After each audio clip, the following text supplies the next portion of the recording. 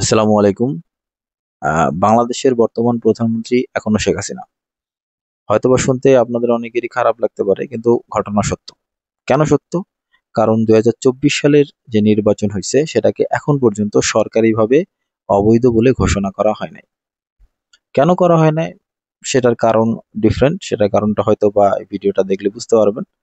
কিন্তু যেহেতু ২০২৪ সালের নির্বাচনকে এখন পর্যন্ত অবৈধ বলে ঘোষণা করা হয় নাই, দ্যাট মিনস বাংলাদেশের প্রধানমন্ত্রী এখনো শেখ হাসিনা। এখন যদি ২০২৪ সালের নির্বাচনকে অবৈধ বলে ঘোষণা করা হয় সরকারিভাবে, তাহলে আমাদের যে বর্তমান রাষ্ট্রপতি তিনিও অবৈধ।